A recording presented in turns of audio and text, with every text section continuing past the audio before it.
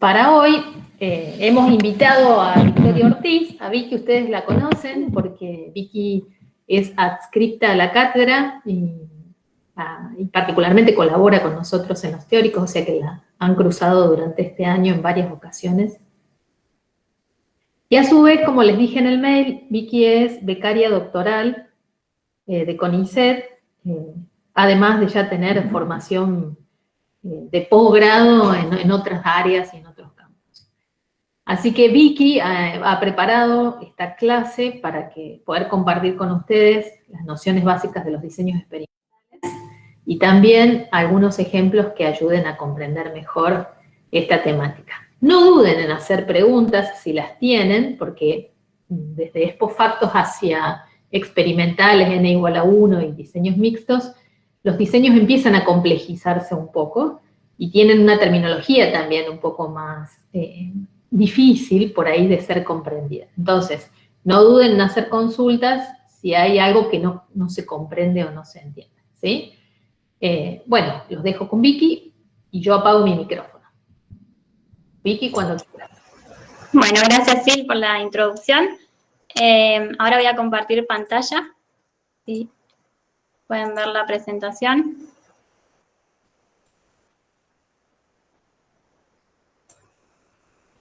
¿Ahí ven bien? Sí, se ve. Sí. Okay. Perfecto. Bueno, buen día. Espero que estén bien. Vamos a empezar con la clase de experimentos en psicología. Esto corresponde a la unidad 7 del programa. En la clase vamos a trabajar principalmente 3 textos o artículos que ustedes tienen en la bibliografía.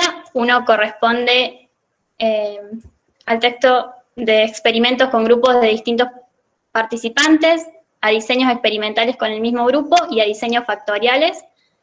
Esos 3 temas vamos a abordar principalmente durante la clase. Y también para armar esta clase fui recuperando algunos ejemplos de otros libros, por ejemplo el de Harris o el de Carter, para que ustedes tengan otros ejemplos, además de los que ya tienen en los libros de León y Montero. Bueno, empiezo con una imagen de un niño haciéndose preguntas. Cuando Vicky, yo pienso... Sí. Ahora no estás presentando ¿No? el Power. Sí, se fue. A ver.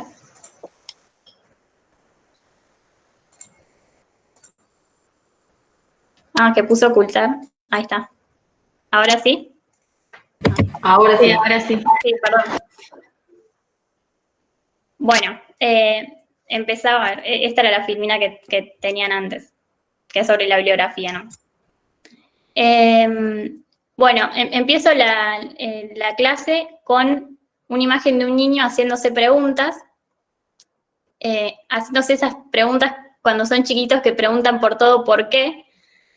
Cuando pienso en un experimento, me hace acordar a eso, sobre todo a mi sobrino, que está en esa etapa preguntándome por qué pasa tal cosa, por qué pasa tal otra, porque básicamente esa es la lógica de los diseños experimentales, es hacer inferencias causales, es determinar qué causa tal efecto. Como podemos ver acá en esta imagen, tenemos una persona, ¿sí?, que está empujando una tablita y eso va a producir un efecto, va a producir que se caigan todas las otras tablitas. También de esta imagen podemos decir que no hay otro efecto que pudiera estar provocando, no hay otra causa que pudiera estar provocando ese efecto, ¿sí? Por ejemplo, podría haber viento, pero en esta imagen nosotros no lo vemos. Entonces, esa imagen en esta imagen el viento estaría controlado. Bueno, eso es lo que vamos a ver durante la clase. Y esa es la lógica básica que tienen los diseños experimentales. Antes de contarles qué hacemos en un experimento, voy a contarles brevemente un ejemplo de que ustedes van a leer en el texto de León y Montero, ¿sí?, sobre un experimento de choque emocional, para que podamos tener en cuenta o recordar algunos conceptos que ya han visto con la profesora Silvina y con el profesor Juan sobre lo que es una variable independiente, por ejemplo, y lo que es una variable dependiente. En este experimento de choque emocional, Loftus y Burns, creo que son los autores, se preguntan si un choque emocional altera el recuerdo de los sucesos inmediatamente anteriores a ese choque, ¿sí? Entonces, ahí podemos discernir que hay una variable independiente y una variable dependiente. ¿Alguno o alguna me podría decir, en este caso, cuál sería la variable independiente y la dependiente? Bueno.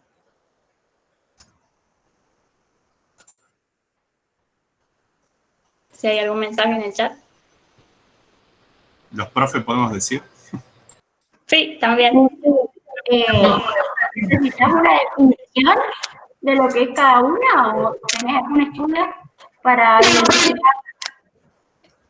¿Cuál sería la variable independiente en este ejemplo que les acabo de contar y cuál sería la dependiente? Ahora que no te escuché el ejemplo, porque estaba con ruido en la casa.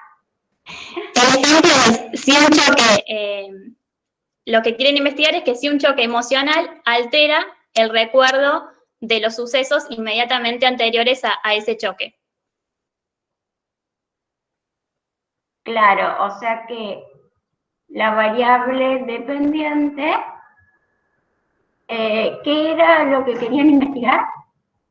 Querían investigar si un choque emocional altera o no el recuerdo de los sucesos inmediatamente anteriores. La variable dependiente sería el choque emocional, independiente de Candela dice Okay. recuerdo dependiente. El recuerdo de la dependiente, muy bien. Y la independiente, choque emocional. Perfecto. ¿Por qué? Porque el choque emocional es la variable que sospechamos que es la causa, ¿sí?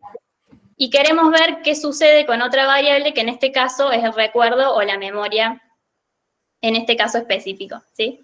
¿Qué hacen los investigadores en este trabajo? Trabajan con un grupo de estudiantes, ¿sí? Y los asignan a dos condiciones. Una condición de choque emocional y una condición de sin choque emocional, ¿sí? ¿Cómo operacionalizan esta variable? ¿De qué manera lo hacen? Les hacen ver un video a un grupo de participantes y al otro grupo también. Pero en la condición de choque emocional, el video se trata de un robo y los últimos 15 segundos de ese robo ven una imagen fuerte que es un ladrón apuntándole o disparándole de muy cerca a un niño. En cambio, en la condición de no choque emocional, ven el video del robo, pero estos últimos 15 segundos no suceden. A ambos grupos les hacen completar, luego de posteriormente a ver estos videos, completar un cuestionario donde tienen que anotar qué elementos, es un cuestionario con respuestas correctas e incorrectas, de que se les hace preguntas sobre qué elementos vieron en ese video. Y así se mide o se operacionaliza el recuerdo. Otra cosa interesante de este experimento que me gustaría contarles es que los investigadores controlaron algunas variables. Por ejemplo, controlaron que todos vieran bien, porque esas diferencias, ¿sí?, de choque emocional o sin choque emocional sobre mi dependiente, quizás podría haber tenido que ver con que alguno o alguna de los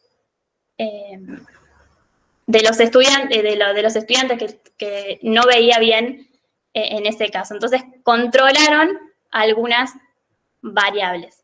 Ese es como un ejemplo sencillo de experimento, vamos a ir viendo otros, pero quería como contárselos para que ya tengamos una idea de qué es o qué no es un experimento. Entonces, ¿Qué hacemos en un experimento? Como pueden ver acá en la filmina, es manipular una variable, que en este caso es la de choque emocional, que sospechamos que es la variable causal o la independiente. Y vemos qué sucede con otra variable, que es la variable de efecto o la dependiente, que en este caso es el recuerdo. Si no hay otra variable en la situación que pueda haber producido ese efecto, asumimos que la variable que manipulamos ha producido efectivamente el cambio que observamos. Y en ese sentido, como hicieron estos investigadores, se aseguraron de controlar las variables extrañas. No solamente lo hicieron, esta variable extraña que tenía que ver con que todos los grupos pudieran ver bien los videos, sino también a través de la asignación aleatoria a cada uno de los dos grupos. Otro concepto que vamos a ver un poquito más adelante, que es muy importante en estos casos. Y como experimentadores o experimentadoras, nosotros solamente podemos controlar la variable independiente. No tenemos control sobre los valores precisos que toma la variable dependiente. Estos puntos son muy importantes y es la lógica básica que tiene un experimento.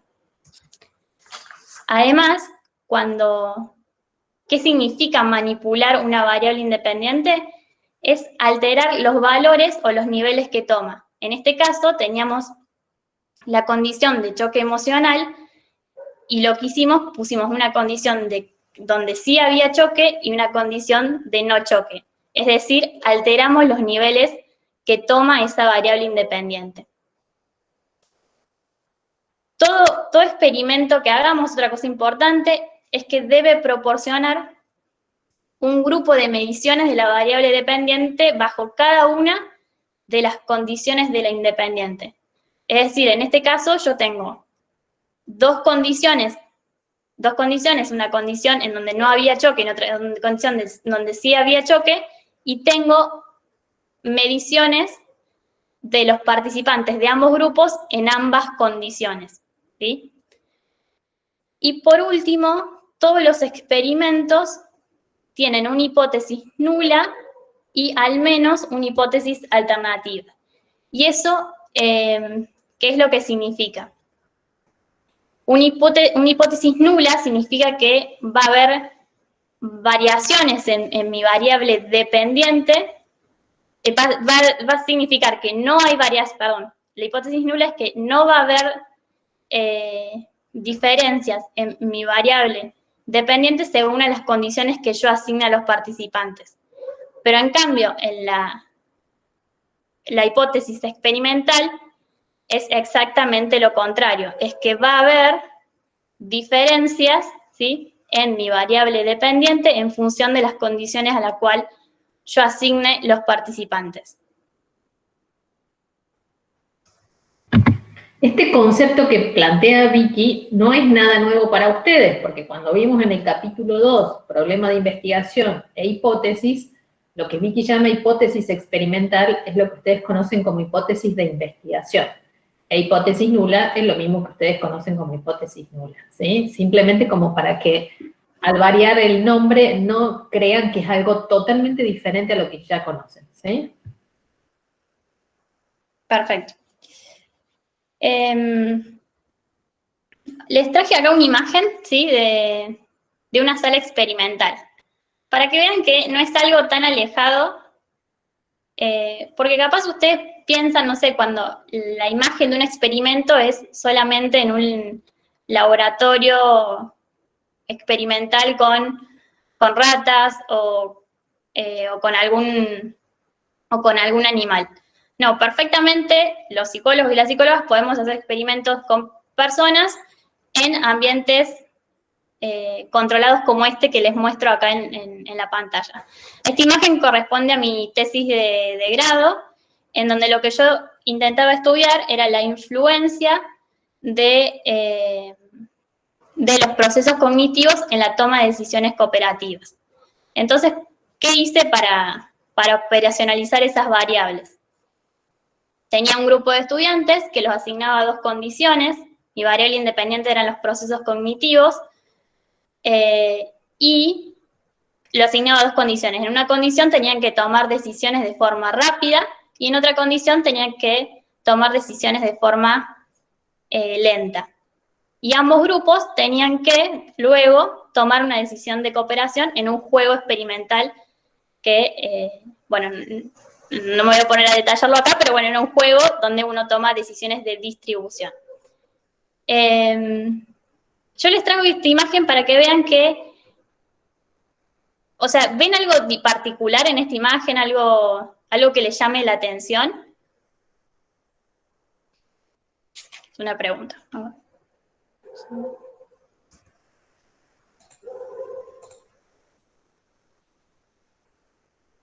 Sí, esas son las baterías donde rinden finales ustedes, las baterías del rectorado. Está muy buena la foto y está muy bueno el ejemplo, porque en general se tiende a pensar que el experimento es en un laboratorio ultra aséptico. Sí. Y acá alguien dice, veo yerba y termo. Ah, sí, bueno, ese sería como una variable extraña del experimento. Y alguien dice la separación de las compus, en realidad, en relación a tu pregunta. Sí. Tenemos, las computadoras están separadas en cubículos, cuando eso es para, de alguna forma, no permitir la distracción de los participantes, que todos estén bajo las mismas condiciones. Nosotros si repartimos las instrucciones, por ejemplo, se las hacemos al mismo tiempo, cada uno tiene una lapicera en caso que haya que completar algo papel, todos empiezan al mismo tiempo la sesión experimental, y otra cosa que también solemos controlar es el tema del horario. No es lo mismo hacer un experimento, poner dos condiciones diferentes en distintos horarios. Por ejemplo, si yo tomo un experimento a las 10 de la mañana, va a ser distinto, en caso que esté estudiando, por ejemplo, a nivel atencional, a que lo tome a las 6 de la tarde cuando ya la persona está cansada. Yo tengo que garantizar que en mis dos condiciones, ¿sí?, las tome el experimento, por ejemplo, al mismo horario a distintas personas. ¿Hay un comentario más sobre la imagen? O... Bueno, y el tipo de mobiliario, porque cómodas o incómodas las sillas deben ser para todos iguales también. Sí, son para todos iguales. Mi intención de esta imagen era mostrarles que la atmósfera de alguna forma está controlada en un experimento. Claro. Del tipo que nosotros tomamos. Bueno, aunque los experimentos tienen una lógica básica, que es la que les acabo de contar, van a variar en diseño y complejidad. Acá tiene una imagen de un señor medio como en estado de pánico, pero no nos tenemos que preocupar tanto por esta filmina, porque esta filmina lo que muestra es que hay como varias formas de llamar a algo y querer decir lo mismo. Si yo estoy diciendo que estoy, por ejemplo, en la fila fucsia, que estoy haciendo un experimento de distintos grupos de participantes, o de intergrupo, o de medidas independientes, eso son sinónimos, ¿sí? Y si quiero decir que estoy tomando un experimento del mismo grupo de participantes, intragrupo o de medidas repetidas, eso es decir lo mismo. Hay como varias formas de llamar a este tipo de diseños. También el de distinto grupo de participantes puede ser intergrupo o intersujetos, o de medidas independientes, y del mismo grupo de participantes puede ser intragrupo, intersujetos o de medidas repetidas. Lo van a encontrar de distintas formas en la literatura, ¿sí? Y en estos de distintos grupos de participantes, intergrupo y medidas independientes, es de los tipos que les acabo de contar recién. El ejemplo, por ejemplo, de choque emocional es de distinto grupo de participantes. Porque yo asigno a dos grupos de personas diferentes, ¿sí?, a dos condiciones distintas. Y les evalúo la variable dependiente. Y acá vamos a ver los conceptos de grupo control y grupo experimental, que creo que ustedes ya tienen una idea de esto. Un grupo control es al que al que no le asigno ningún tratamiento y al grupo experimental es al que le asigno el tratamiento, ¿sí? Acá tenemos, a continuación, vamos a ver un ejemplo, ¿sí? Para entender estos tipos de diseños. Supongamos, por ejemplo, que queremos investigar el efecto de escuchar música cuando manejamos. Por ejemplo, podemos ver si la música en general o algún tipo de música, por ejemplo, rock, pop, clásica, o el volumen, si está muy fuerte, si es volumen medio o si es volumen muy bajito, afecta nuestro desempeño a la hora de manejar. Imaginemos que contamos con uno o varios simuladores, ¿sí? Que podemos poner a las personas a hacer ahí alguna tarea de desempeño, por ejemplo, un circuito de obstáculos, y que anotemos los errores que tengan en función de cada una de las condiciones que yo estoy planteando en el experimento. Por ejemplo, algunas personas van a tener la música prendida, otras van a tener la música apagada, otras pueden tener la música prendida pero escuchando rock, otras pueden tener la música prendida pero escuchando otro tipo de música. Este tema ha sido estudiado por otras personas, por otros investigadores. Ahí les dejo algunos artículos si quieren chusmear un poquito más o quieren ver cómo hacen este tipo de estudios. Y también hay una revisión sistemática que recopila algunos de estos estudios experimentales sobre este tema. Bien, veamos esta imagen, ¿sí? Donde tenemos dos tablas. Es más o menos lo que les explicaba recién. En la primera tabla podemos ver que tenemos dos condiciones, una condición de música apagada y una condición 2, que sería la de música prendida. Entonces tendríamos los participantes del grupo 1, que sería nuestro control, nuestro grupo control, y los participantes del grupo 2, que sería nuestro grupo experimental. Y tendríamos la medición de la variable dependiente para las personas del grupo 1 y para las personas del grupo 2. Que en este caso serían los errores, por ejemplo, que cometen en este circuito. Entonces, lo que quiero que entiendan acá es que tenemos un grupo de participantes expuestos a la condición 1 y un grupo diferente expuestos a la condición 2. Lo mismo podríamos hacer si queríamos complejizarlo un poquito más, que no solamente se trate de que estén con música prendida o con música apagada, sino que estén con la música apagada, pero también estén escuchando rock, o haya otro grupo que escuche clásica y otro que escuche pop. Entonces, en la tabla de abajo tenemos un grupo de participantes expuestos a la condición 1, que es la música apagada, otro grupo de participantes diferentes expuestos a la condición 2, de música prendida, que es con la música prendida y escuchan rock, y así, otro para la 3 y otro para la 4. En este tema es muy importante cuando tenemos un diseño de distintos grupos de participantes o intergrupo o de medidas independientes, realizar asignación aleatoria. Es decir, que los participantes son asignados al azar a cada una de las condiciones de la variable independiente, ¿sí? Es decir, que yo como participante tengo que tener la misma chance de estar en una condición 1 o en una condición 2. En una condición de música apagada, por ejemplo, o una condición de música prendida. ¿Qué hacemos con la condición, con la asignación aleatoria? Controlamos por equilibrado las variables extrañas que están presentes en distinto grado en los participantes. Por ejemplo, ¿sí? El tema de la habilidad para manejar, ¿sí? Es algo que es difícil de controlar. Entonces, yo acá, haciendo una asignación aleatoria, lo que hago es controlar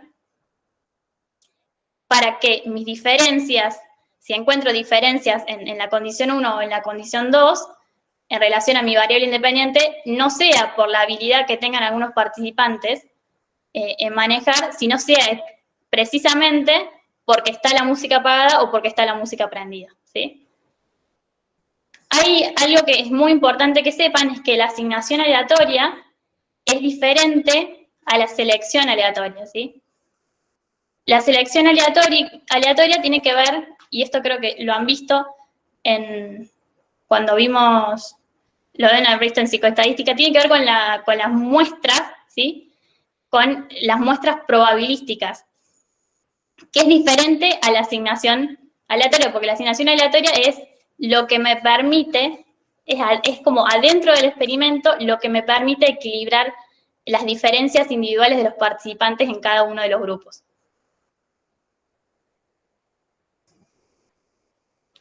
Bueno, otro tema que me gustaría contarles, y que también ustedes tienen en el libro, que hay algunos casos particulares de este tipo de diseños, de distintos grupos de participantes, que es importante que conozcamos. Por ejemplo, el caso de control por placebo. Cuando estamos probando un tratamiento o una pastilla, por ejemplo, hay algo que en los experimentos juega en contra, que tiene que ver con las expectativas o las creencias de los participantes. Porque puede ser que yo me sienta mejor más por mi expectativa o por mi creencia con respecto a lo que estoy tomando, que por la acción de mi variable independiente, que en este caso sería la pastilla o el tratamiento que yo estoy haciendo. Entonces, lo que hacemos en este caso es controlar el efecto placebo, ¿sí? Y un grupo va a recibir la verdadera medicina, que es el grupo experimental, y el otro va a recibir una pastilla de azúcar, que ese va a ser el grupo control. Acá lo importante que tenemos que tener en cuenta es que no eliminamos el efecto placebo, porque el efecto placebo también está en este grupo experimental que yo le estoy dando mi verdadera medicina. Pero al hacer esto, al comparar el grupo experimental con el grupo control, obtenemos de alguna forma aislada la magnitud de nuestro efecto verdadero. Después tenemos otros casos, que es, por ejemplo, el caso de doble ciego, que tiene que ver que cuando por ejemplo, en el caso de las vacunas, hay un ejemplo sobre eso en el libro, que cuando hay en algunos casos que nuestra variable independiente, por ejemplo, depende del diagnóstico o de la opinión de un experto, por ejemplo, de un médico, si estoy yo probando una vacuna en niños o en niñas, ese es como el ejemplo que da en el libro. Entonces, los casos de doble ciego, ¿qué significa? Es que los participantes no saben, ¿sí?, si fueron asignados a una condición control o experimental. Eso sería como una parte de lo que es el doble ciego, y la otra parte que lo hace doble es que tampoco los experimentadores o los investigadores o los que están involucrados en el proyecto saben en qué condición está administrando o no a los participantes o a las participantes, ¿sí? Y por otro lado, hay otro caso particular que tiene que ver con la caso de asignación de grupos ya formados, que esto generalmente se da en algunos grupos específicos, como por ejemplo en los niños que están escolarizados, cuando se quiere hacer una investigación en alguna institución escolar sobre algo específico, ¿sí? Les dejo un recurso de aprendizaje, no lo vamos a ver ahora, pero para ver si quieren entender un poco más de lo que se trata el control por placebo y el doble ciego, que me pareció que estaba bueno como está explicado en ese video. Vicky, en términos, un comentario nada más, en términos, digamos, de opinión pública y de comunicación pública, en todo lo que es lo vinculado a la pandemia y al tema de las vacunas en pandemias, y si las vacunas están en fase 1, 2, 3 y todo esto, se ha hablado mucho en la prensa sobre los controles, sobre todo el caso del doble ciego y el control por placebo, ¿sí? Así que seguramente en este tiempo, más que en cualquier otro tiempo, digo, uno puede haber encontrado también en la comunicación pública, en los noticieros y demás, palabras como estas cuando se hablaba o se sigue hablando de las fases de pruebas de las vacunas. Nada más. Genial.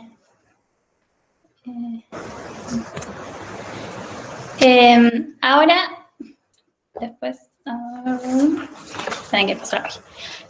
Vamos a ver cómo organizamos los datos. Vamos a ver el tema de análisis de datos de este tipo de diseños que son de distintos grupos de participantes.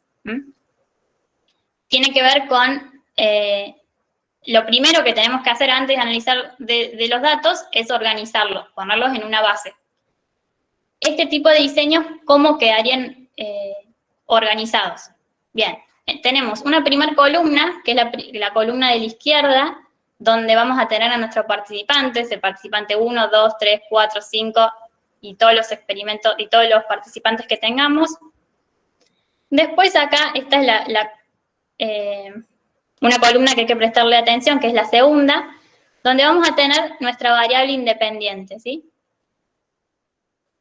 Y yo le voy a asignar un valor arbitrario a la condición de música apagada y un valor arbitrario a la condición de música prendida. Puede ser 0, 1, 1, 2, 3, como quiera.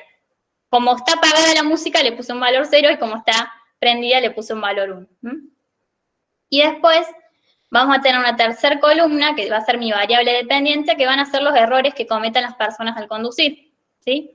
Que si se acuerdan, yo sobre esta variable no tenía ningún tipo de control. Son los errores que cometen en el simulador mientras están haciendo la tarea. ¿Cómo se lee esta tabla? Tenemos un participante 1 que en una condición de música apagada comete 2 errores al conducir. Tenemos un participante 2 que en una condición de música prendida comete 7 errores al conducir. Y ahí quedaría nuestra base armada para proceder a hacer los análisis de datos que querramos, ¿sí?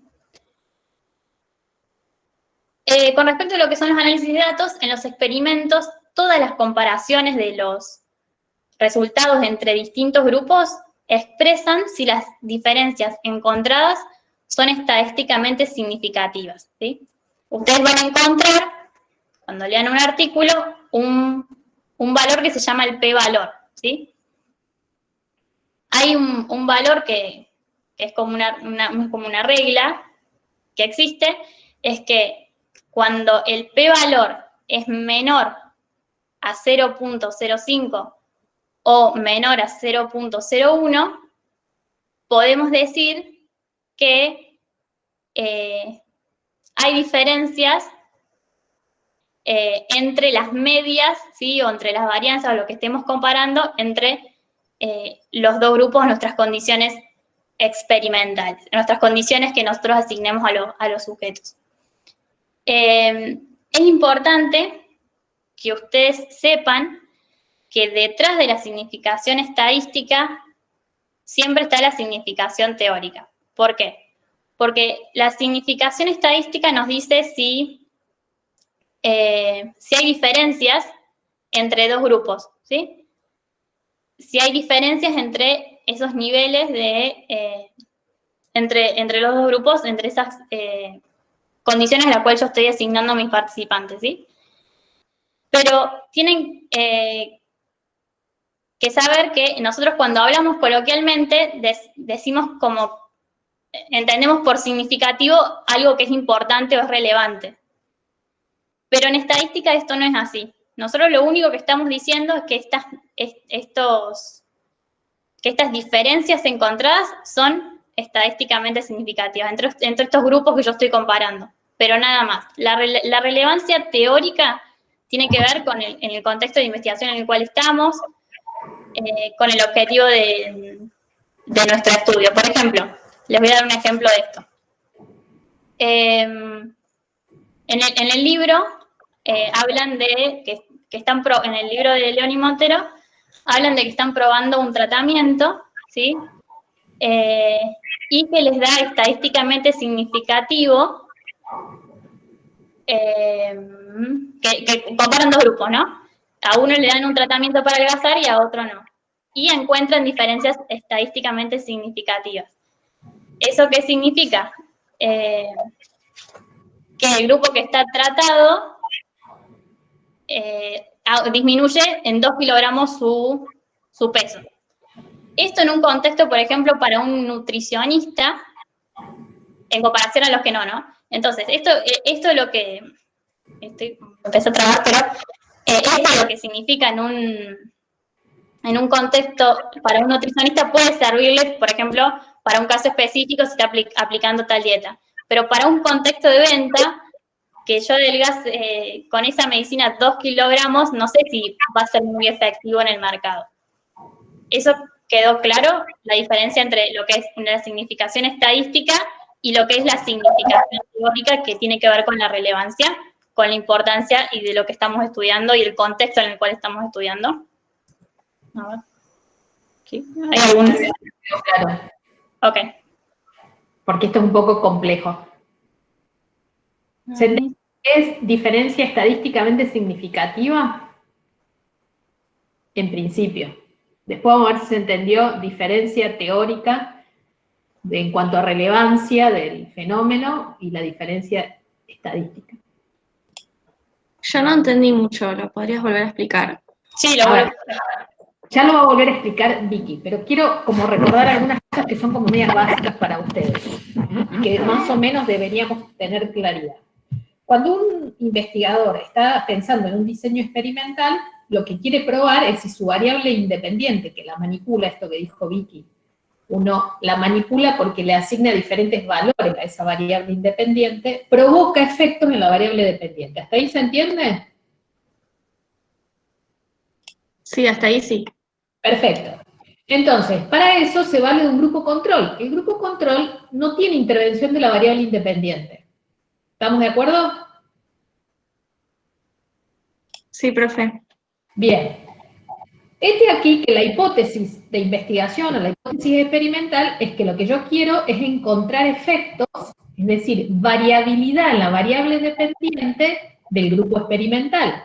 Es decir, a medida que yo varío la variable independiente, la variable de intervención, quiero encontrar variaciones en la variable dependiente en el grupo donde estoy aplicando la intervención. ¿Hasta ahí vamos? Bien. Esa es la hipótesis de investigación. Pero asimismo, como tengo grupo control, espero no encontrar variaciones en la variable dependiente del grupo control, porque el grupo control no fue sometido a variable independiente. ¿Seguimos hasta ahí? Sí. Perfecto. Entendido eso, cuando yo procedo con un análisis estadístico, que es esto que explicó Vicky, lo que yo intento encontrar es que entre el grupo control, la medición de la variable dependiente del grupo control y del grupo experimental, hay diferencias, ¿sí? Hay diferencias porque en uno espero que no varíe, espero que sí varíe la dependencia. Sí, profe. Muy bien. Entonces yo, para poder encontrar esas diferencias y a su vez ver si es estadísticamente significativo, porque yo podría ver los valores medios, como dijo Vicky, ver cuál es la media de la dependiente en el grupo control, ver cuál es la media de la dependiente en el grupo experimental, por simple inspección de los datos, veo si la media de uno es más alta o más baja, y yo podría decir, bueno, hay diferencias, tienen valores distintos las medias de los grupos. ¿Sí? ¿Me siguen hasta ahí? Sí. Esta diferencia no es todavía un resultado con potencia estadística, porque yo, para ver si ese resultado o esa diferencia que puedo ver por simple inspección de los valores medios de ambos grupos en la dependiente, no me sirve si no lo someto a una prueba de hipótesis. ¿Recuerdan estadística del primer año cuando vieron prueba de hipótesis? Distribución normal, prueba de hipótesis, campana de Gauss. ¿Se acuerdan? Sí. Muy bien. Entonces, lo que debo hacer es someter esas medias o esas varianzas, por eso en el ejemplo Vicky trabajaba media, varianzas, ¿sí? que son las pruebas típicas que se usan en los diseños experimentales para probar si esas diferencias son estadísticamente significativas. Y lo somete a una prueba de hipótesis, que es el p-valor que Vicky les hablaba. El p-valor tiene puntos críticos, que son los que ustedes vieron en estadística. El p-valor .05, p-valor .01 para considerar significativa.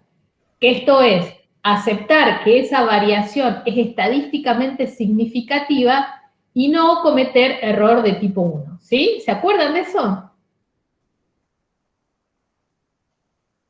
¿O me siguieron hasta ahí? Sí, se entiende. Perfecto. Ahí lo que encontré es que no solo esas medias son diferentes entre sí en cuanto al valor, sino que la prueba de hipótesis me da que son estadísticamente, las diferencias son estadísticamente significativas. Obtuvimos un resultado. ¿Hasta ahí llegamos? Bien. Muy bien. Ahora, después viene esto que Vicky les planteaba. Esa diferencia estadísticamente significativa, ¿tiene relevancia?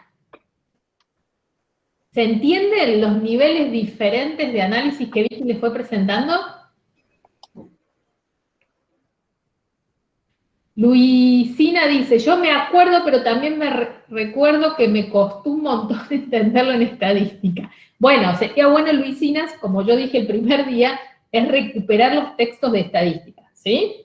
Pero se entiende como que hay distintos niveles analíticos y que no todo quiere decir lo mismo, ¿sí? Entonces, si más o menos pudieron seguirme con el ejemplo que fue dando Vicky, y pudieron seguir a Vicky de cómo se establece una diferencia, que esa diferencia debe ser estadísticamente significativa, pero aun cuando sea esa diferencia estadísticamente significativa, no quiere decir que eso tenga relevancia. Es importante que puedan discriminar esos niveles. ¿Estamos?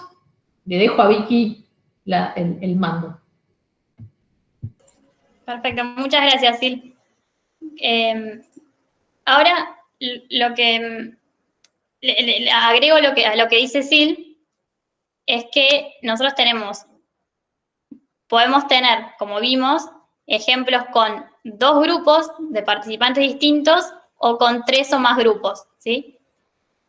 En el caso que nosotros tengamos 2 grupos, como es, por ejemplo, el caso de choque emocional y no choque emocional, ¿sí?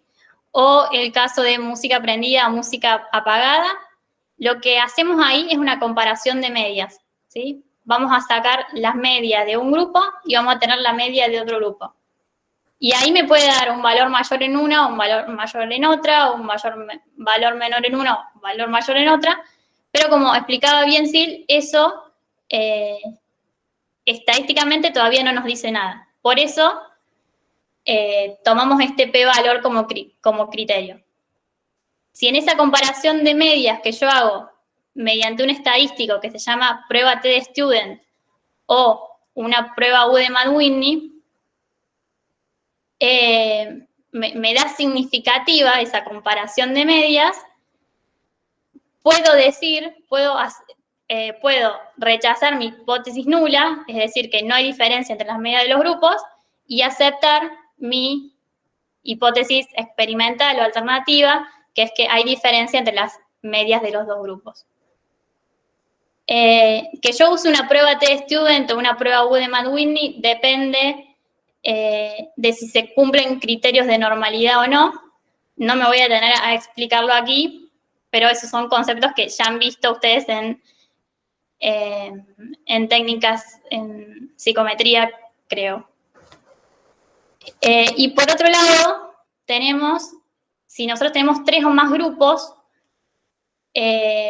por ejemplo, en el caso que yo esté analizando, que esté la música apagada, que haya otro grupo que esté escuchando rock, otro que esté escuchando un pop y otro esté escuchando otro tipo de música, lo que voy a hacer ahí es hacer un análisis de varianza. Y los estadísticos que voy a utilizar va a ser el ANOVA de un factor o de una vía para datos independientes, ¿sí?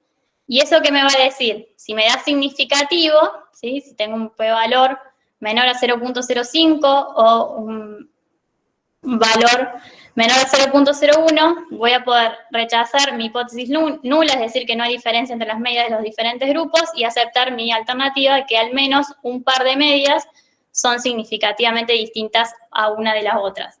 Lo que sí me gustaría decirles es que el ANOVA lo que hace es, permite comparar múltiples medias, pero lo hace a través del análisis de la varianza. Y si recordamos un poco de qué se trata esto de la varianza, es que es una medida de dispersión que representa la variabilidad, ¿no?, de una serie de datos con respecto a su media.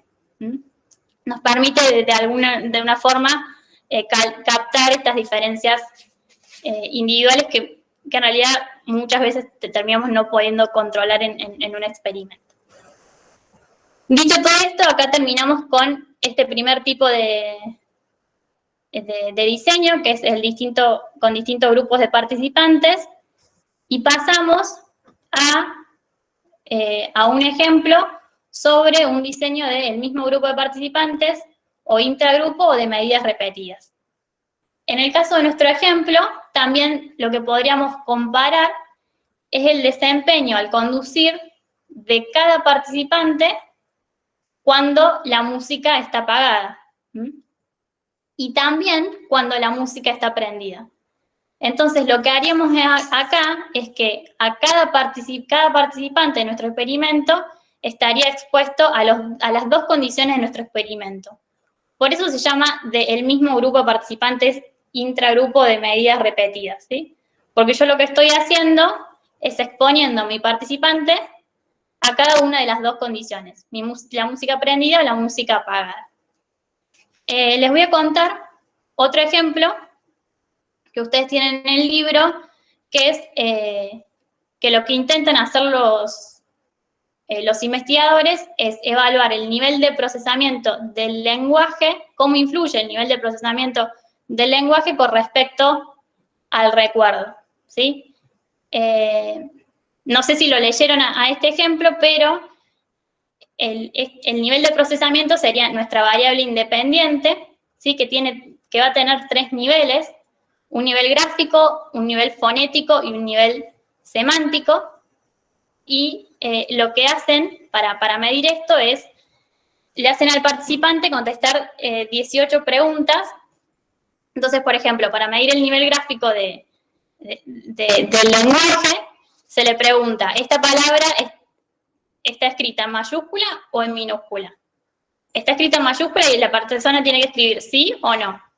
Para evaluar la condición fonética, se evalúa la rima. Por ejemplo, ¿Cedro rima con Pedro? ¿Sí o no? Y contesta. Y para evaluar el nivel semántico, se le pregunta sobre el significado. El árbol, por ejemplo, corresponde a, ¿es un vegetal? ¿Sí o no? Entonces ahí el participante responde.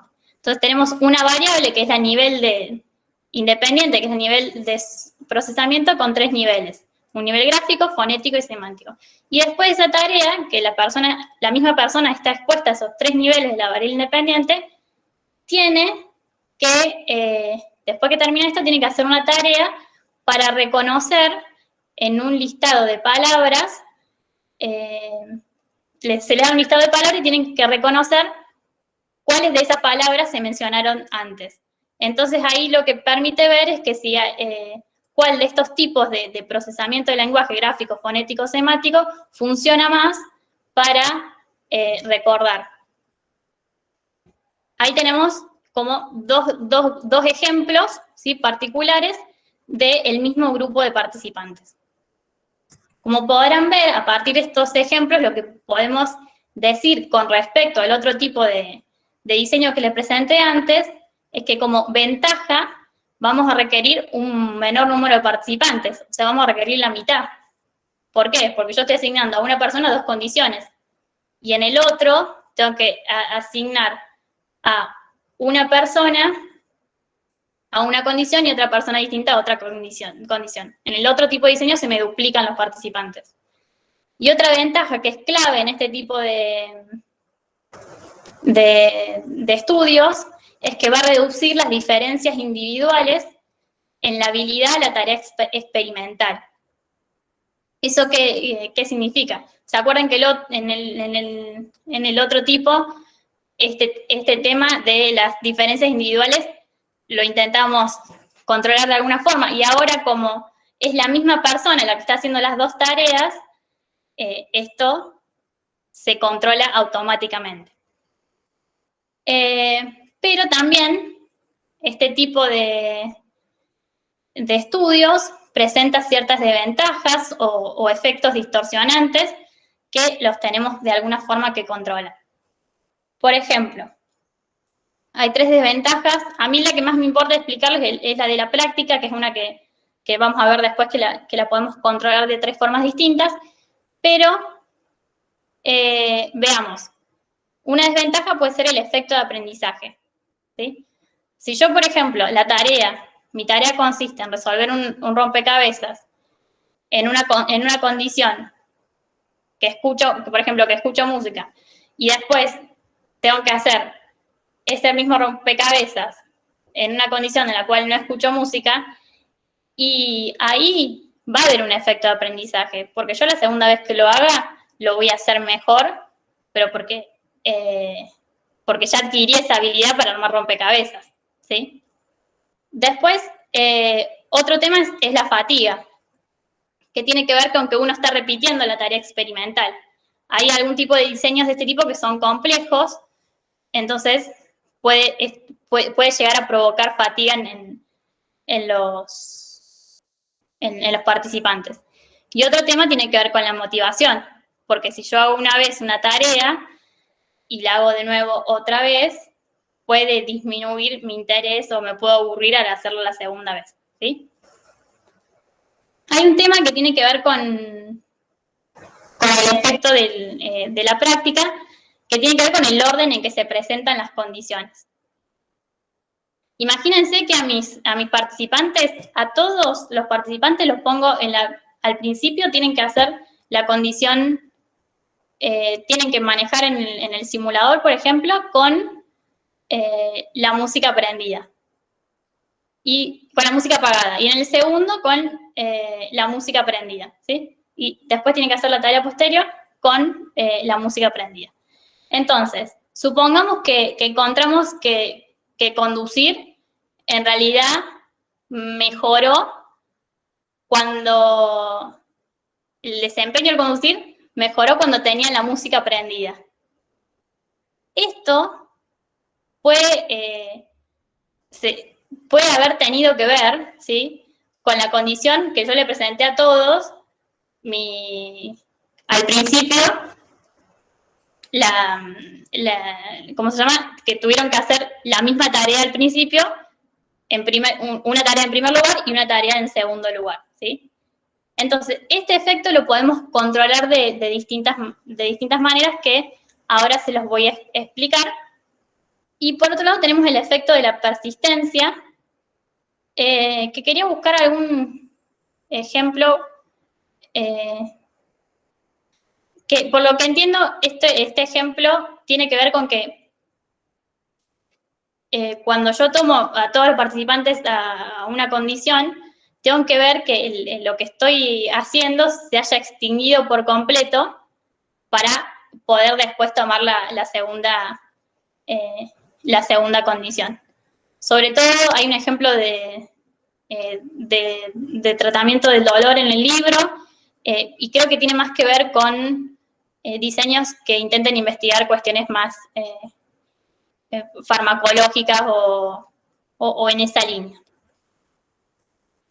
¿De qué forma controlamos el efecto de la práctica que les contaba antes? Tenemos 3 formas. Lo podemos hacer por aleatorización, por reequilibrado o por diseño de cuadrado latino. Suena todo esto un poco medio complejo, pero van a ver que no es tan así, ¿sí? Miremos,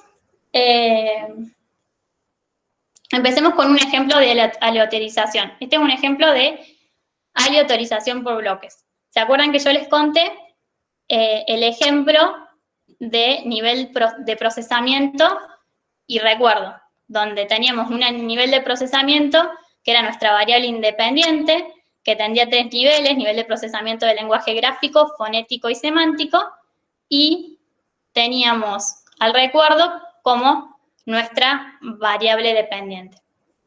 ¿Cómo hacemos para controlar el efecto de la práctica en este caso? Bueno, ¿se acuerdan que los participantes en nuestra variable independiente respondían 18 preguntas por sí o por no, en 3 niveles de la variable independiente: nivel gráfico, fonético y semántico? Entonces, tenemos 18 preguntas, ponemos y 3 niveles, entonces asignamos 6 bloques. En el primer bloque vamos a tener el nivel gráfico, el nivel fonético y el nivel semántico. En el 4, en el segundo bloque, lo mismo: gráfico, fonético, semántico. Pero para que poder controlar el efecto de la práctica, lo que vamos a hacer es asignar al azar el nivel gráfico, fonético y semántico en cada uno de los bloques. Entonces ahora, por ejemplo, me queda nivel fonético como resultado, nivel fonético, nivel semántico, nivel gráfico. En el bloque 2 me queda nivel semántico, fonético y gráfico, y así sucesivamente. Entonces ahí tengo, a partir de la asignación al azar de los niveles de mi variable independiente, puedo controlar el orden de la práctica, ¿sí? Puedo controlar el efecto de la práctica, que es decir, esto del orden de mis condiciones. Otro ejemplo, que este es capaz un poco más sencillo, que tiene que ver con el ejemplo de la música aprendida o la música apagada y la conducción a la hora de manejar. Yo lo que hago en el reequilibrado incompleto es que pongo a la mitad de más participantes, empiezan con la condición 1, ¿sí? En música apagada, y después siguen con la condición 2. Y balanceo o reequilibro, y la otra mitad de mis participantes empiezan al principio con la condición 2 y después siguen con la condición 1. Si quisiera que fuese un reequilibrado completo, tendrían que hacer un participante la condición 1 con música apagada, la condición 2 con música aprendida, y después la condición con música aprendida y después la condición con música apagada. Y ahí reequilibraría y podría evitar este efecto de la práctica, ¿sí? Y por último, viene una tercera forma de reequilibrar o de controlar este efecto de la práctica, que es a través del cuadrado latino. En el libro tiene un ejemplo que quieren estudiar el efecto del alcohol en la capacidad de la conducción, ¿sí? Entonces, ¿qué hacen? Quieren estudiar esto, el efecto del alcohol en la capacidad de conducción. ¿Cómo operacionalizan estas variables? La variable independiente, que es el efecto del alcohol, asignan a los participantes a 3 condiciones: una A, B o C. La A es le dan un poquito de alcohol. En la B le dan un poquito más de alcohol, y en la C le dan una cantidad de alcohol que supera como el límite permitido a la hora de conducir. Entonces tenemos 3 niveles de nuestra variable independiente. Y esto influye en la capacidad quieren ver si esto influye en la capacidad de conducción, haciendo, por ejemplo, una tarea similar a la que les explicaba antes de obstáculos en un simulador. Entonces, ¿qué hacemos acá? Lo que tenemos que hacer es anotar todas las combinaciones posibles que nosotros podemos tener entre nuestras variables, entre los niveles de nuestra variable independiente. Y podemos tener un total de 6. ABC, ACB, BAC, BCA, CAB, CBA, etc. Tenemos estas 6 combinaciones posibles, ¿sí?, de nuestros niveles de la variable independiente. Entonces, después recurrimos a un segundo paso, que es el azar, ¿sí? Tenemos que elegir un orden de presentación de estas secuencias. La primera secuencia que nos sale al azar es BCA, es la cuarta, ¿sí? Y después nos sale una segunda secuencia que es ACB, ¿sí? Pero esta segunda secuencia no la podemos poner porque tenemos en el mismo lugar, ¿sí? Una de las condiciones. Entonces, esto no, uno de los niveles los tenemos en el mismo lugar. Entonces, esto no está permitido. Entonces, volvemos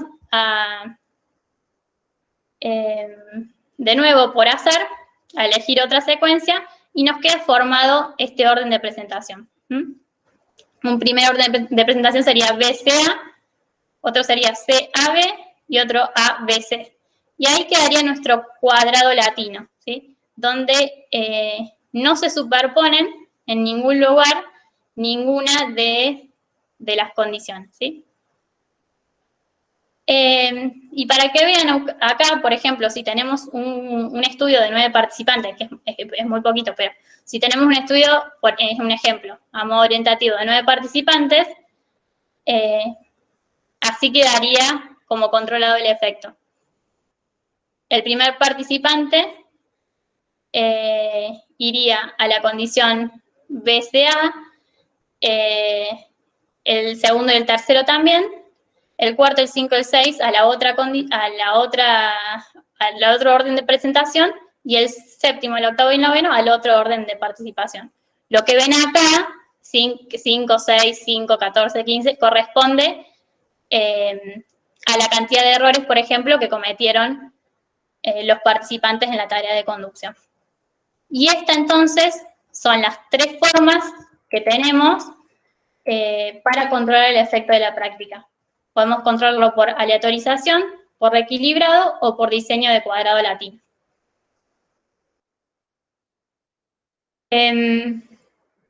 Para organizar los datos, a diferencia de los estudios con distintos grupos de participantes, lo que hacemos en este caso es más sencillo. Lo que hacemos es, en una columna, poner al participante 1, y después en las otras columnas poner la cantidad de errores, por ejemplo, en la condición 1 de música apagada, y la cantidad de errores en la condición 2 de música aprendida. A diferencia del otro caso, que necesitamos asignar valores arbitrarios para nuestra variable independiente. Acá directamente ponemos las personas que se lee así la tabla. Por ejemplo, el participante 1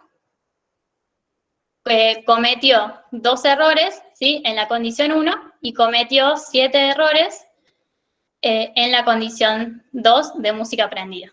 El participante 2 cometió 3 errores en la condición de música apagada y 10 errores en la condición de música aprendida. Y ahí tenemos la forma de organizar nuestros datos según utilicemos un diseño del mismo grupo de participantes. Vicky, ¿podés volver un toque ahí antes de entrar en los análisis? Sí. A ver si se entiende, más allá de los indicadores estadísticos, ellos entienden la lógica de lo que se están presentando los resultados. Digamos, la forma de organizar los datos es para cualquier estudio igual, ¿sí? Recuerdan que desde que trabajamos con observaciones y encuestas, es como una planilla Excel. En la primera columna en las filas van los participantes, y en cada columna va la medición de cada variable. En este caso va la medición de cada condición, ¿sí?, en relación a la medida dependiente. Si ustedes miran ese gráfico con 4 casos, tienen niveles para la variable en la condición 1 y para el mismo sujeto niveles de la variable en la condición 2. Por simple inspección de los números, ¿alguien me puede decir qué ve?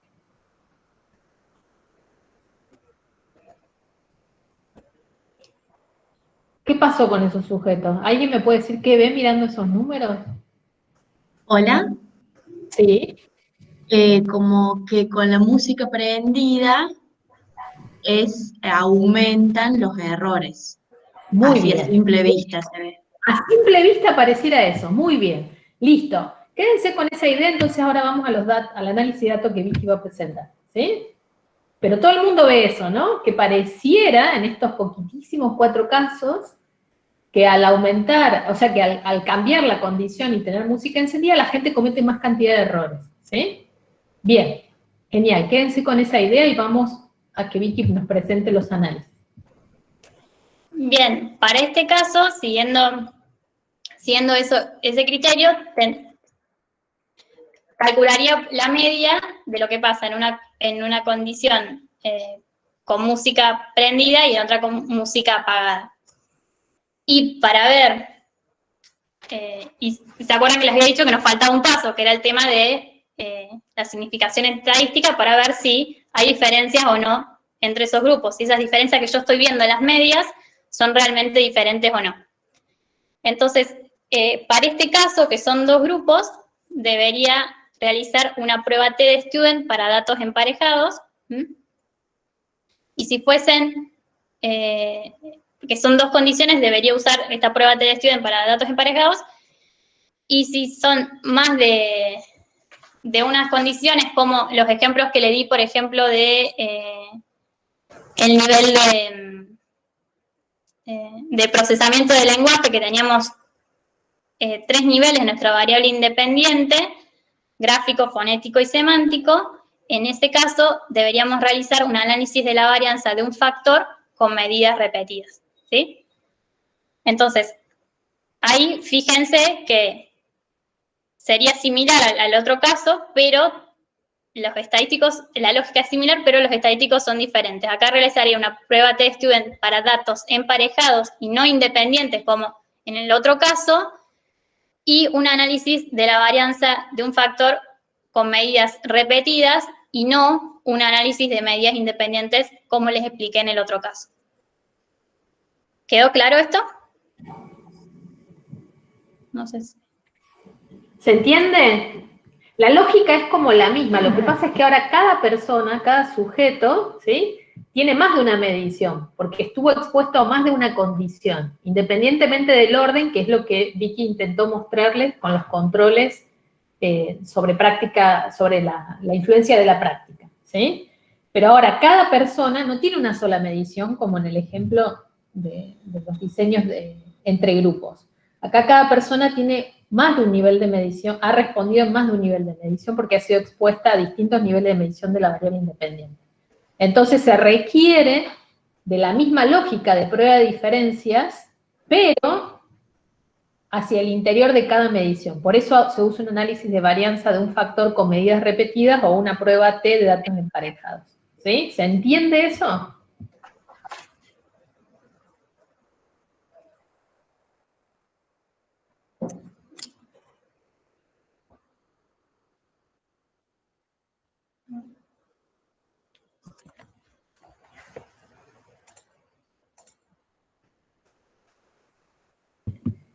Florencia dice que sí, Luisina dice que sí, y Sofi dice, pero en vez de grupos son sujetos lo que se compara. Claro, hay mediciones, en realidad, entre niveles de medición.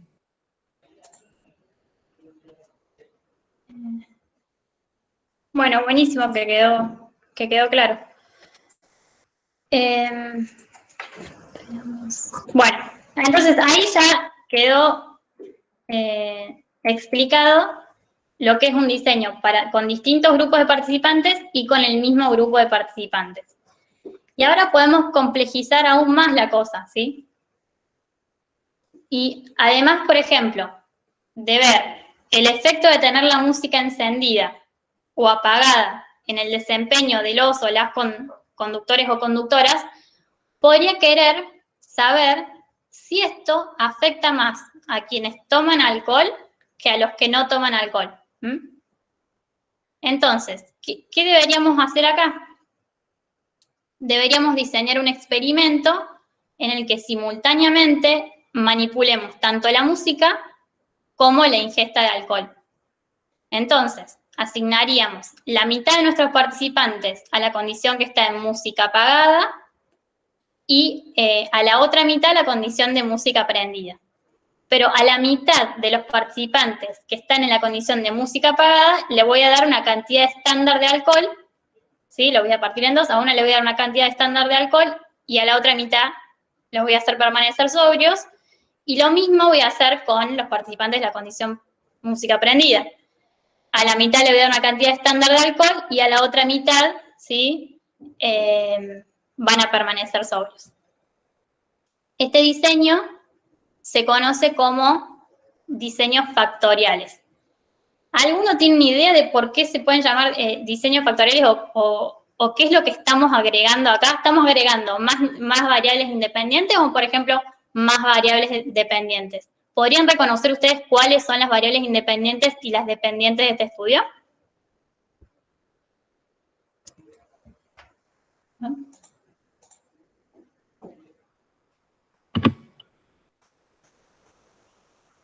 ¿Alguno? Les dejo la pantalla porque si no, por las dudas. Sofi dice, se agregan variables. Natalia dice, más variables independientes. Ok, muy bien. Bueno, tiene que ver con eso, con que agregamos dos variables independientes, agregamos una variable más a nuestro ejemplo anterior, además de tener la música encendida o apagada, agregamos el tema del alcohol, con dos niveles también, con personas que van a tomar alcohol y otras personas que no van a tomar alcohol. Entonces, como bien ustedes dijeron, usamos un diseño factorial cuando queremos estudiar simultáneamente dos o más variables independientes y cuando los niveles de la variable independiente se presentan combinados. La notación que generalmente utilizamos es esta. 2 por 2, te van a encontrar en los papers, que es, por ejemplo, se utiliza un diseño factorial 2 por 2, 3 por 4, 3 por 2 por 5. ¿De qué forma a ustedes se les ocurren que anotaríamos nuestro ejemplo?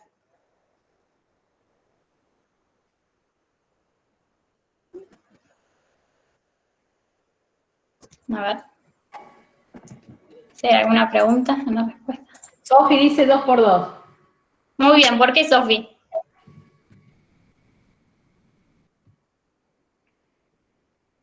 Muy bien, porque hay dos variables independientes y ¿por qué más? Y porque cada una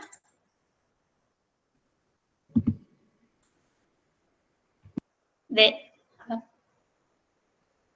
Muy bien, Elisa, por los niveles, porque tenemos dos variables, ¿sí?, distintas, una variable que es la música, con dos niveles, prendida y apagada, y una variable que es alcohol, con alcohol y sin alcohol, ¿sí? Entonces tenemos dos variables independientes, con cada una tiene dos niveles. Van a ver que estas anotaciones son mucho más complejas. 3 por 4, 3 por 2 por 5, hablan de diseños factoriales mucho más complejos, ¿sí? Flor pone porque ambos grupos se dividen en dos. Después puse no dije nada. Ok, bárbaro. Bueno, muy bien, Elisa y Sofi, es así. ¿Quedó para todos y todas claro esto?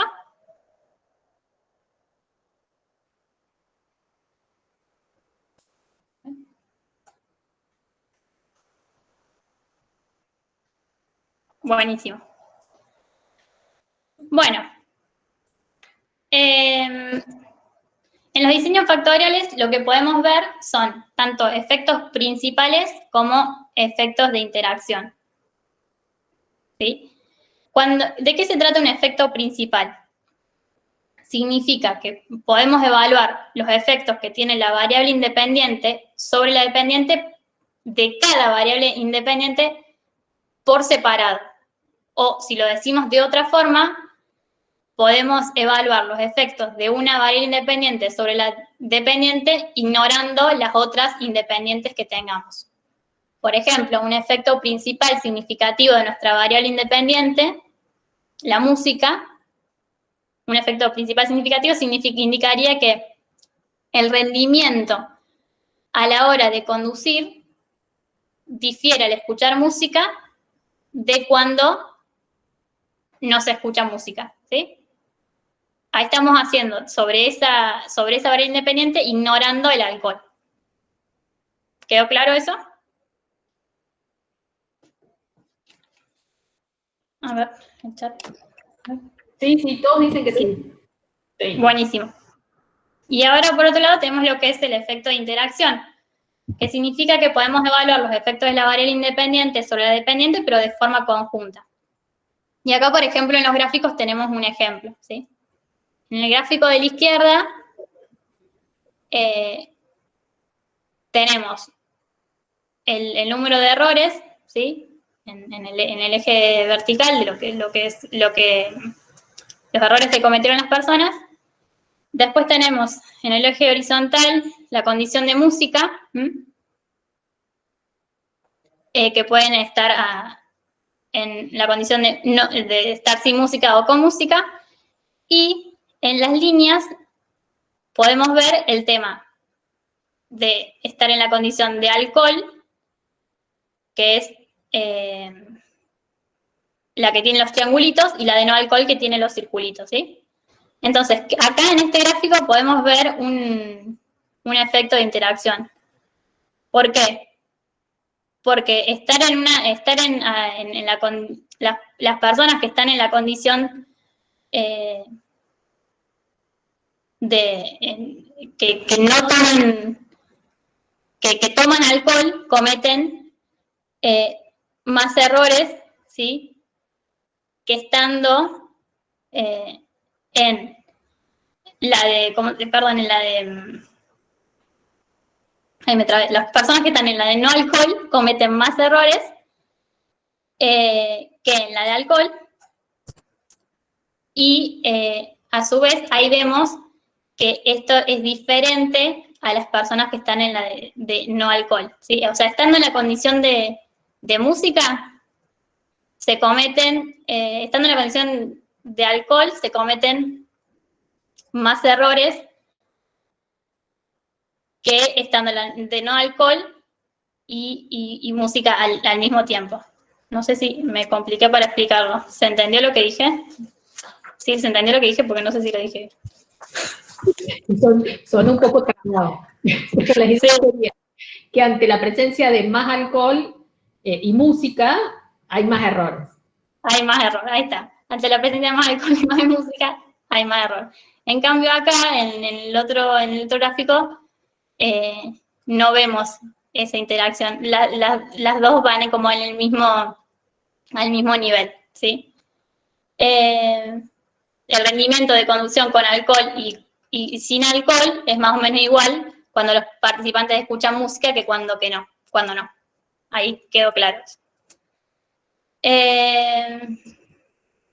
Una de las últimas cosas que tengo para mostrarles en esta clase es que podemos pensar en diseños factoriales mucho más complejos, ¿sí? Como les mostré antes, y que tienen que ver con las distintas anotaciones, ¿sí? que les mostré anteriormente.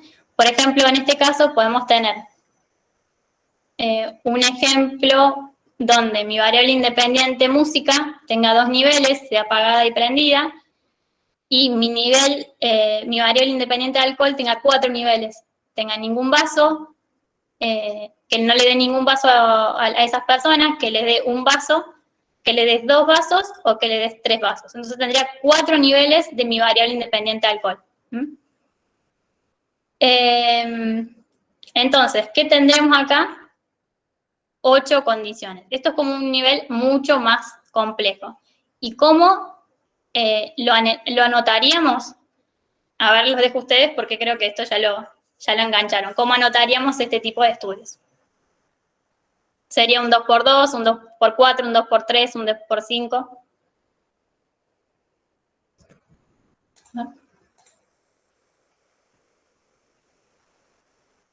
Hasta ahora silencio. Ok. Si quieren hablar, pueden hablar. Catalina dijo 2×4. 2×4. Muy bien, ¿y por qué dirías eso?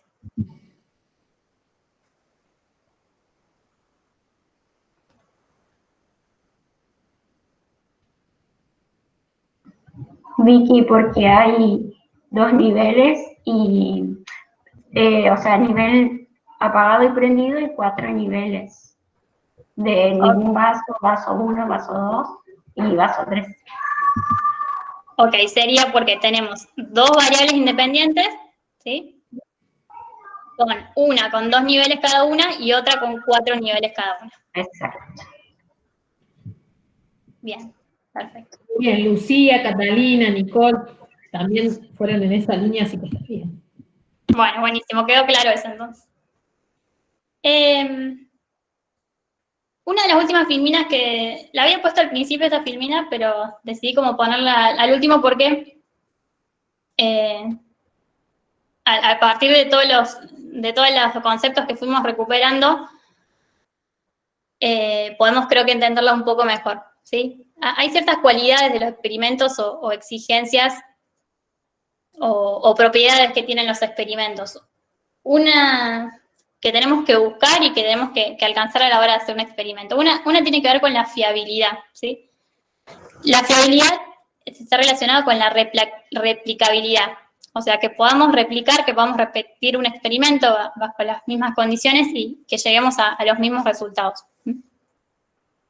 Por otra parte, lo que es la sensibilidad tiene que ver con la sensibilidad a los efectos, ¿sí? de mi variable independiente. Que los instrumentos que yo estoy utilizando, que los aparatos o lo que fuese, sean sensibles a los cambios de mi variable independiente. En el libro dan un ejemplo, ¿sí? En el libro se da un ejemplo, que es el del velocímetro. Si nosotros movemos un auto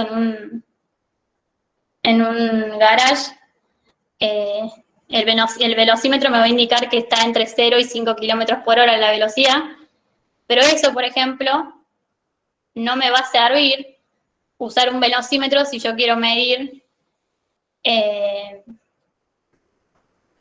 a un grupo de participantes, por ejemplo, que suban a un grupo de participantes fumadores y no fumadores que suban una montaña y ver la velocidad en la cual lo hacen. Porque ir a 1 kilómetro por hora es distinto para una persona que ir a 5 kilómetros por hora, ¿sí? Eso tiene que ver con la sensibilidad. Y el último punto que tiene que ver con la validez, dentro de los experimentos, para mí lo más importante tiene que ver con la validez externa, con la validez interna, que es la validez interna, que tiene que ver con poder estar seguros, ¿sí? Tener seguridad con esa inferencia causal que nosotros estamos haciendo. Y eso lo logramos a partir de controlar estas variables extrañas que yo les fui nombrando en los experimentos, que les fui nombrando en los distintos ejemplos que les fui dando. Por ejemplo,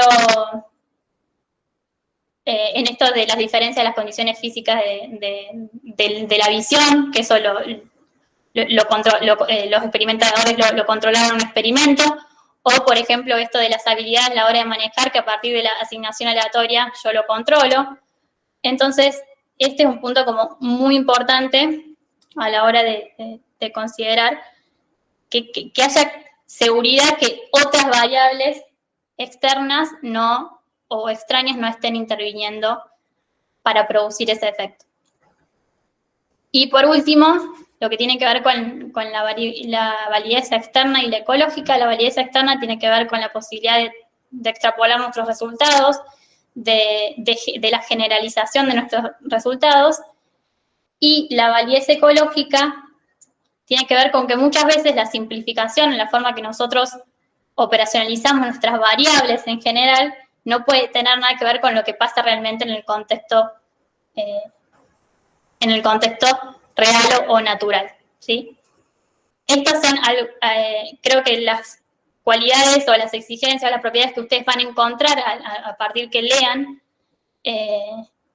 los diseños experimentales que debe tener un experimento, ¿sí? Otra cosa que les quería contar, que actualmente, no solamente por motivo de COVID, sino que en el último tiempo, un número cada vez mayor de investigadores e investigadoras de ciencias del comportamiento están realizando hoy experimentos online. Cada vez más hay plataformas para poder llevarlos a cabo. Por ejemplo, O3 o Lions Lab. Yo actualmente estoy programando un estudio, un experimento. Me encantaría mostrárselos, pero no puedo como spoilear el experimento antes que como que salga.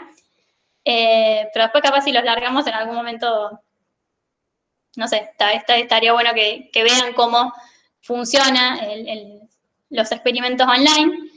Y decirles que esto presenta desafíos diferentes a los experimentos en el laboratorio.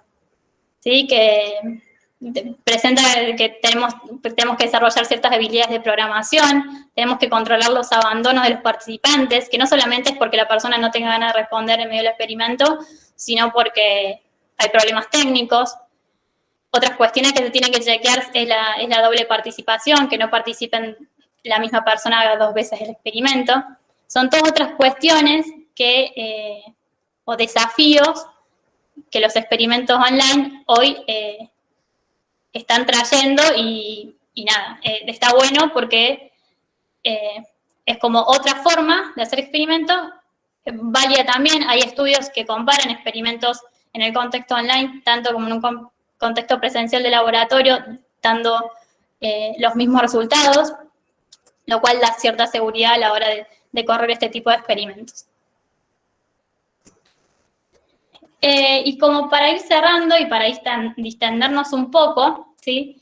Les traje un artículo. Les conté que a mí me gustaba estudiar la cooperación. Un artículo que leí hace bastante sobre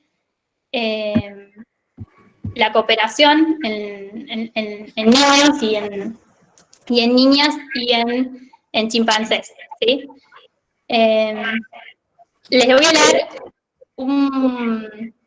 el libro de ellos, de los autores, ¿sí? Una parte y les cuento más o menos cómo es el experimento. Después vemos el video. Así se entretienen y se distienden un poco después de la clase, ¿sí? Un grupo de niños y niñas que tienen entre 14 y 18 meses se ven frente a un adulto que no es pariente suyo y acaban de conocer. Ese adulto tiene algún problema trivial y los niños y niñas lo ayudan a resolverlo. Puede tratarse de cualquier acción como acercarle objetos que están fuera de su alcance o abrirle las puertas de un armario si el adulto tiene las manos ocupadas. En uno de los estudios realizados se hizo un ensayo con 24 infantes de 18 meses, 22 de los cuales ofrecieron ayuda por lo menos una vez y en general lo hicieron de manera inmediata. Para cada una de las situaciones planteadas hay una condición de control específica. Por ejemplo, en lugar de que el broche para tender la ropa se le caiga por accidente, el adulto lo lanza al piso a propósito. O bien, en lugar de chocar contra el armario con las manos llenas, tropieza con él mientras intenta hacer alguna otra actividad. En estos últimos casos, los niños no hacen nada, lo que indica que en la situación anterior no actuaban porque les gusta levantar broches o abrir armarios, sino porque cooperan. Vamos a ver el video, así se distienden. Y antes que eso, a partir de lo que les conté, me gustaría que me digan, en función de los diseños que vimos, si este sería un diseño con grupos del mismo participante o de distintos participantes. Si tenemos una condición, tenemos a un niño, lo exponemos a una condición experimental y a una control. De todos los diseños que vimos, ¿cuál sería? A ver.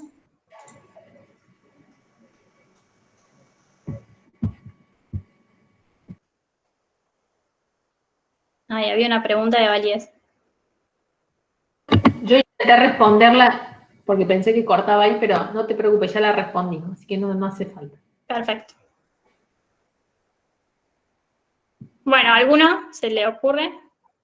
Si no, veamos el video y después me dicen. Dale.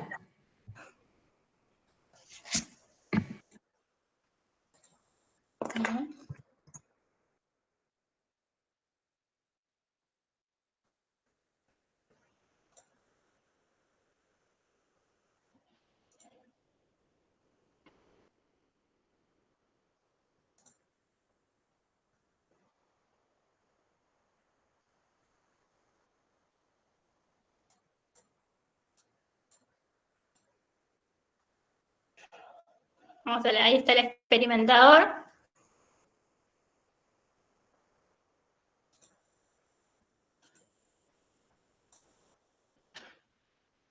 Si quiere abrir el armario y no puede.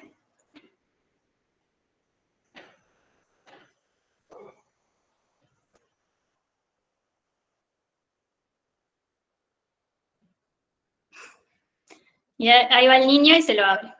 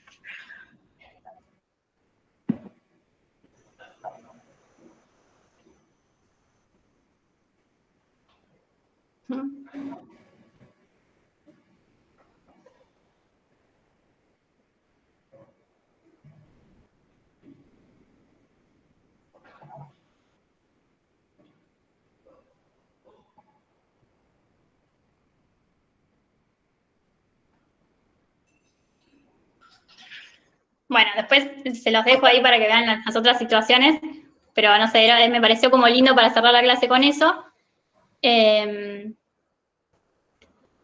Y bueno, nada, esa como que fue toda la clase. Si tienen alguna duda o una pregunta, estoy abierta a respondérselo si algo no quedó claro.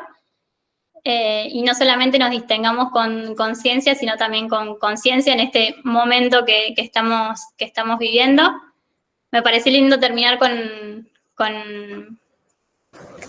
este experimento porque habla de la capacidad de cooperación, la capacidad de altruismo que tenemos las personas. Y bueno, en este momento más que nunca creo que lo tenemos que poner en práctica. Así que muchas gracias por la atención y cualquier duda que tengan me dicen. Gracias, Vicky. La verdad, re lindo el ejemplo. Los niños son siempre tiernos y súper altruistas. Bueno, para todos los que estuvieron hoy y todas las que estuvieron en la clase, si hay dudas, en la semana que viene vamos a ver cuasi experimentales y n igual a 1, así que si hay dudas, claro que se pueden volver a traer allí y retomar desde allí, porque seguramente hay conceptos que vamos a seguir trabajando, ¿sí? Así que nada, nos vemos el jueves que viene. Esta clase en el transcurso de la tarde la vamos a subir a la BP para que la puedan revisar o rever si es necesario. Y creo que como conceptos importantes que ha trabajado Vicky hoy, y que sería bueno que ustedes los atesoren, tiene que ver primero con la conceptualización y el manejo y manipulación acá de la variable independiente. Digo, en el primer parcial hubo muchos errores en reconocer variable independiente y dependiente en estudios que no son experimentales. Claramente los diseños experimentales nos ofrecen un indicador mucho más directo de cuándo estamos en presencia de la variable independiente. Pero acá la conceptualización y el trabajo de la variable independiente toma otras dimensiones referidas a los niveles, cómo los niveles se articulan con los grupos experimentales y demás, que es muy importante. Entonces, creo que este concepto es nodular. Otro concepto importante que trabajó Vicky y que también deberían atesorar en torno a diferencias es lo que es asignación aleatoria a los grupos de muestra aleatoria que vimos en los estudios observacionales y en los estudios, particularmente los estudios descriptivos por encuestas, ¿sí? No es lo mismo y son dos conceptos muy importantes. O sea que eso también sería muy importante que puedan discriminar la diferencia y si algo no se comprendió, que se vuelva sobre eso. Y sobre todo porque en los cuasi experimentales esto de la asignación aleatoria va a sufrir una modificación y va a dar cuenta de otras formas de pensar diseño, ¿sí? También el tema de los controles experimentales, y muy vinculado a lo que Vicky acaba de decir hace apenas un poquito, que tiene que ver con la validez interna, ¿sí? Los estudios experimentales tienen potencia explicativa en torno a que pueden determinar efectos, ¿sí? Y para poder determinar el efecto de una variable, debemos saber que lo que está modificando a la dependiente es esa variable independiente y no cualquier otra variable extraña o condición del experimento, o de la práctica, etc. ¿Sí? Entonces, el control de todas estas dimensiones que Vicky fue señalando y tener como algún manejo o dominio a qué refiere cada una es importante porque eso refiere a la validez interna. ¿Sí? Validez ecológica explicamos recién cuando no se comprendió, y particularmente esto es importante en los diseños experimentales porque hasta acá, posfactos, descriptivos, de lo que hablamos es de validez externa de los estudios y adolecen en general de validez interna. ¿Por qué? Porque están planteados en términos explicativos correlacionales y no de causa-efecto. ¿Sí? Bueno, eso como para cerrar y como para que a ustedes les quede claro qué son los conceptos centrales. Y por último, el tema de las diferencias, las pruebas de diferencias, como nociones básicas de las pruebas de diferencia, porque esas cosas se toman en los parciales. ¿Sí? Entonces, como ustedes se supone que ya dominan algo de estadística, posiblemente no le tomemos una interacción entre factores, pero pruebas de diferencias básicas sí se toman en los parciales. Entonces, que ustedes puedan reconocer cuando una diferencia es estadísticamente significativa, sería importante. Entonces, si han quedado dudas sobre alguno de estos conceptos nodulares, la clase que viene vamos a trabajar con diseños cuasi experimentales y si hay dudas, retomamos allí alguna otra duda que haya quedado. ¿De acuerdo? Gracias, Vicky, re linda la clase, y gracias también por tu disposición a trabajar con las dudas de los estudiantes. ¿Sí? Gracias, Sil, por el espacio. Gente, nos vemos el próximo jueves. Cuídense, sigamos teniendo, como dice Vicky, este espíritu altruista y prosocial de cuidarnos y de cuidar a los demás. Nos vemos el próximo jueves.